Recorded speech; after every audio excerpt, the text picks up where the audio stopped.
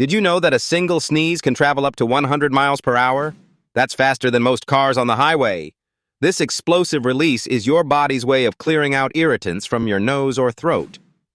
When you sneeze, tiny droplets containing mucus and other particles are expelled into the air, potentially reaching as far as 30 feet.